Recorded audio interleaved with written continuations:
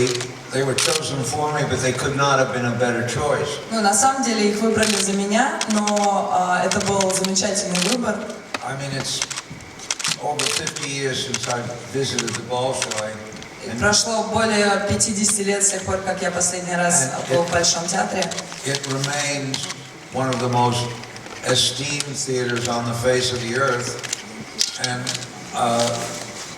this time, I realized I was seeing something that had been refurbished necessarily and to its former beauty.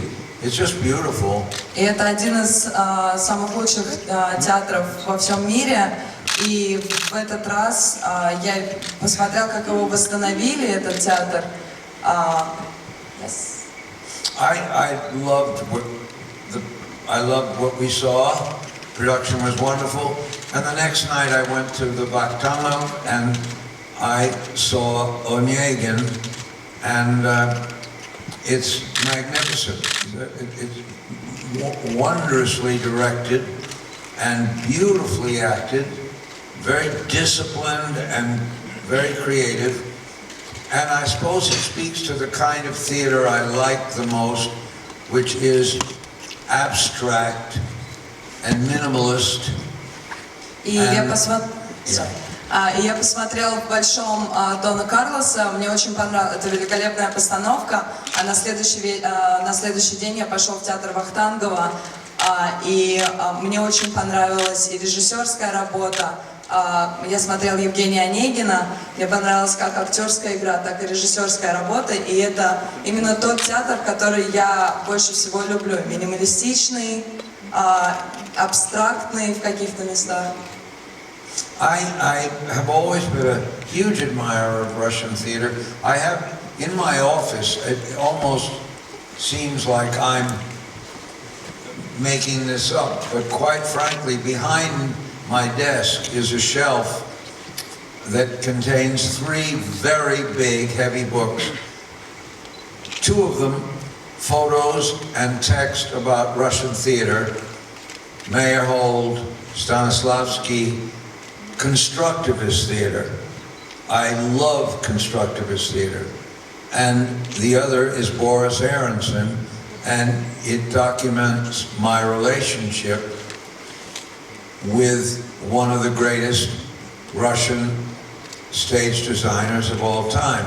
He was a pupil of Alexander Eksters, and he moved to America where he had an enormous success, and among the successes was a 10-year period where we worked exclusively together, including a cabaret and a little night music, and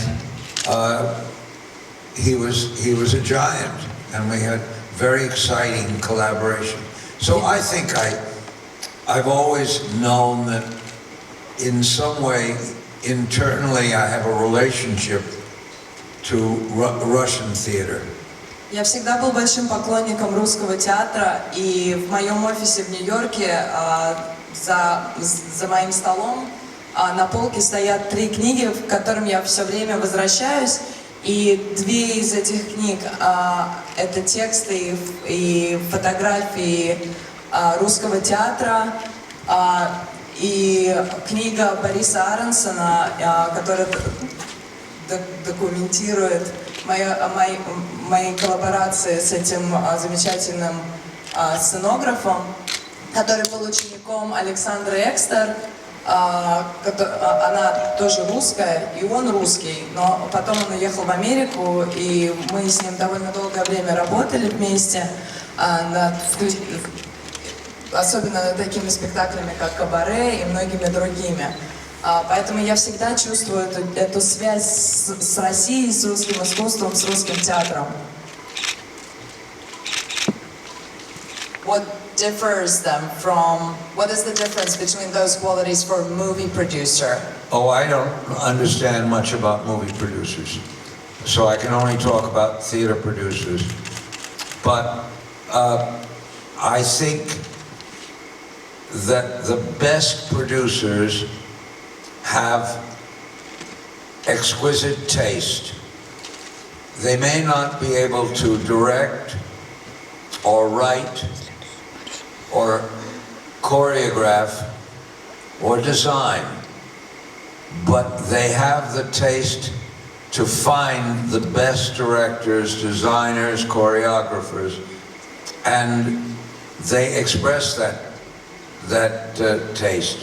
And of course, the best periods in the life of theater in any country, very much my country as well, it depends on what we call creative producers. Certainly they have to finance their dream, but it has to start a dream. Я мало что знаю о кинопродюсерах, но я могу сказать о театральных продюсерах. Театральный продюсер должен иметь утонченный вкус и быть в состоянии выбрать. Да, он, может быть, не может сам написать музыку, он не может сам поставить, срежиссировать спектакль, но он должен знать, кого выбрать для каждой постановки. Он должен подобрать творческую команду точно, чтобы спектакль получился, как он его видит. Но это всегда все равно начинается с мечты. И эта мечта, это тоже важно. С идеей и с мечты для спектакля. I think I might as well interpolate this comment. I've not been here for very long, but I've been here enough days to know that Dmitri is very much the sort of person I admire in the theater. He has great taste, and he loves the theater for the same reason I love the theater. И я хочу сразу добавить, что я здесь был недолго, всего 3 дня, но я уже могу сказать, что Дмитрий Богачев — это именно такой вид продюсера, и он любит театр по тем же причинам, по которым его люблю я. И он очень талантливый продюсер. It's different because every cast is different. What made this particular performance exciting for me was not only the fact that it's very, very well cast. There's a wonderful company of actors, but the language. Certain projects that you would do on stage would not benefit from the richness of the Russian language as much as this one does. And that's because the emotions in the storytelling are familiar to Russian literature. And as I said before, I'm connected, very connected to Russian literature and Russian theater. So I was very excited hearing those words, the original words spoken and sung in Russian. And the quality of the acting is superb. Я могу сказать, что мне очень понравилась русская постановка. В особенности, это очень талантливая труппа, очень думающая, умная труппа. И еще, что мне очень понравилось, это слышать этот спектакль на русском языке. Богатство вашего языка делает это таким особенным опытом. И ваш язык очень подходит этому спектаклю, так как он драматичен и очень богат. И это просто прекрасная была труппа, просто супер. Many, many more. Would you say there is something on Broadway that surprises you now and that you think is special? Well, every once in a while, because I'm of a certain age and I'm impatient, and there always is a tendency to say, well, I miss the good old days. And there is some truth in that, but because we had more playwrights, more plays, more of everything. However, at the moment when I'm most saddened or by the state of things, there is a miracle comes and changes my viewpoint. In this case, it's a musical called Hamilton, and it's a huge success now, but it was initially produced off-Broadway, and it's a unique subject and political, and it's about American history, the founding fathers of America, and it's about a man who, among other things, created the banking system in America. What's particularly extraordinary is the entire show, which was written by a Hispanic gentleman named Miranda. He has cast the show with many black people, black man playing George Washington, another black man playing Thomas Jefferson, and Asians, and everything. And I think it restores our faith for us in the melting pot. We are in a very strange place politically this few months, and if you read the newspapers, you know how peculiar it is, and that it worries some of us, but we will be fine, and the makeup of our American population will change drastically in the next generation, and that's good. That's only good. Ну, конечно, это очень легко, как проходят года, я становлюсь старше, и очень легко начать разочаровываться, стать циничным. Но в тот момент, когда я был более всего, я печалился за судьбу Бродвея и не верил, что что-то может измениться, произошло чудо. Возник мюзикл «Гамильтон». Его поставили изначально не на Бродвее, его поставили off-Broadway в одном из театров Public Theater. Его написал испанский джентльмен Лин-Мануэль Миранда. И что он произвел революцию на Бродвее. Во-первых, он набрал труппу актеров, среди которых много чернокожих, много азиатов. Это редкость на Бродвее.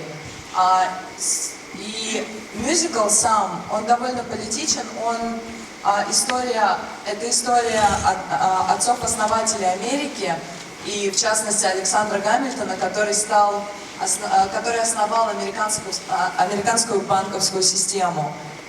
И это очень политичный мюзикл, который очень многое изменил на Бродвее. И теперь у меня появилась надежда. Это меня действительно удивило, и это такой феномен на Бродвее сейчас. People respond very positively to true romance, but in a deeper way, when I went into rehearsal, I stressed the fact that when we are in the presence of someone who is deformed or had a ghastly accident which cost them their looks, or someone who's born that way, as human beings, we tend to shy away. We tend to back off in the presence of such people. And because we are intelligent enough, we immediately hate ourselves for doing that. This piece celebrates the journey that a young girl takes so that at the end of the show, she kisses the Phantom, and the audience accepts it. And they've seen how grotesque he is, and the audience is happy with it.